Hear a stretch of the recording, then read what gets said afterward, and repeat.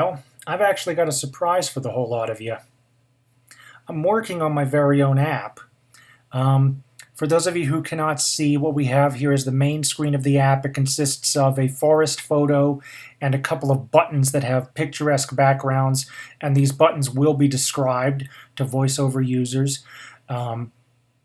This is just the general layout. I've got the code in place to play back the audio. So what is this app? This app is called Inner Practice. And what is Inner Practice? When you close your eyes, you have a much better chance of connecting with your inner self, with the person inside you, with your true essence. This app is designed for 3 target markets. Number 1, people who are blind, who have never had the ability to practice yoga at home before. I have been practicing for 10 years. I have been visually impaired my whole life, and I have been blind for 3 months out of said life. I have been told by multiple people that I can easily teach a course, and this is the result, is creating something that is accessible to everyone.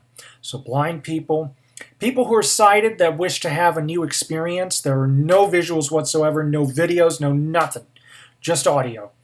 And as such, you will be encouraged to practice with your eyes closed to give you a new perspective. And the third market is teachers. Teachers who teach in yoga studios, who teach in gyms. They may have had a blind person in their class and are wondering, how do I accommodate them? Hopefully this app will help them to do that. Will I be charging for the app? Yes. Now, here's how we're going to break it down. And this is what I'm thinking, okay? This is far from final. The app is far from finished. I'm not even planning on getting out till the winter, so I want you guys' I want your guys' input, okay? Guys and gals, I want your input. I'd like to hear what you think. $5. $5 flat fee per month. And what does that $5 per month get you?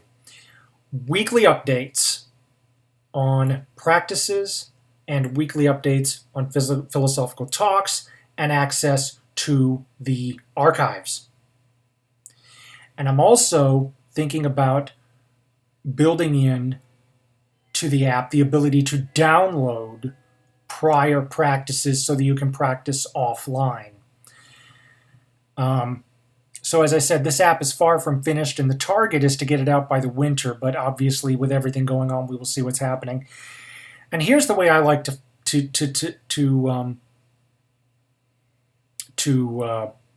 break it down. If it's $5 per month, and you essentially get 8 items per month, right? 4 practices, 4 talks. If there's anything new in my life that I think would be of interest, I will definitely share it through the talks in this app. Hey Google, what is 5 divided by 8?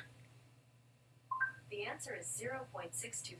So it's like 65 cents, right? 65 cents a week, which is, I'd say it's very reasonable. A lot of people I talked to said it's very reasonable. The more input, the better. I'd like to hear your feedback. Now, there is one thing I've noticed about other yoga apps. Those apps, if you need to pause, like you have trouble getting into a position, you have to get out, you have to do I don't know what, reach down, get yourself into an even more uncomfortable position just to find your phone and pause the practice. One of the compromises I found was to adjust the timing on the poses.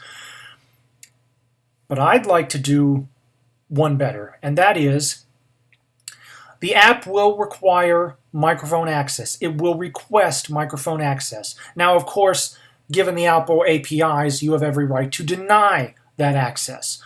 But what do you get for allowing access to the microphone? You get the ability to pause.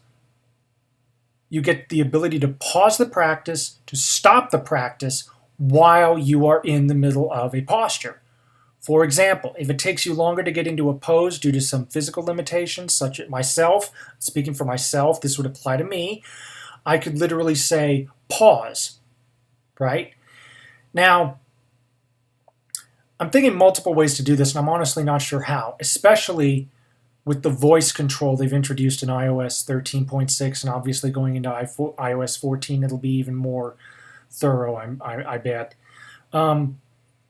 Should I build my own vocal commands in, or should I just use the voice control APIs that already exist? The thing is, I don't know how to trigger it in such a way where it could turn on right when the app opens.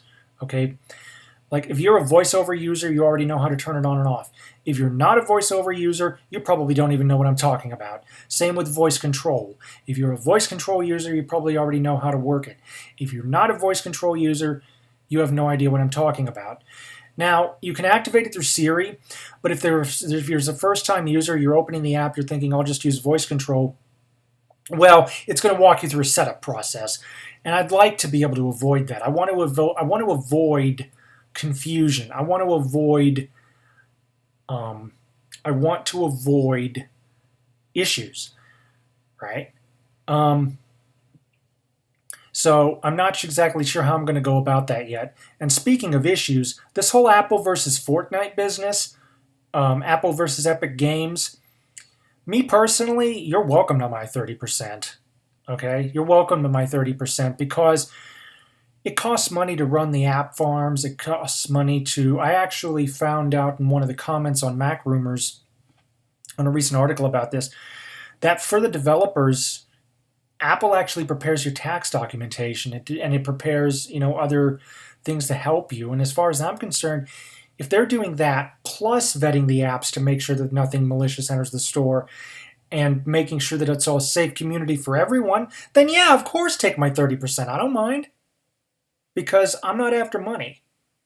I'm not after money. I'm after bringing... Excuse me. Oh, pardon. I'm after bringing a wonderful experience to everybody to be able to practice yoga and get in touch with their inner self. Okay, money is the last thing on my mind. Obviously, it goes without saying you will be using Apple Pay. And again, that has to do with security. I've been using Apple Pay myself for a long time, and I love how it basically randomizes all transactions, and the chances of somebody tracing it back to you are practically zero. And at least that's been my experience, and it's just been wonderful. And I want people to be able to practice without having to worry about stuff going on the outside, right?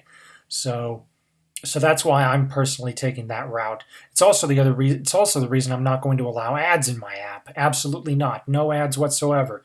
I mean, I've played games where an ad would literally come up in your face, and it takes you forever to find the close button to get out of there. Not happening with me.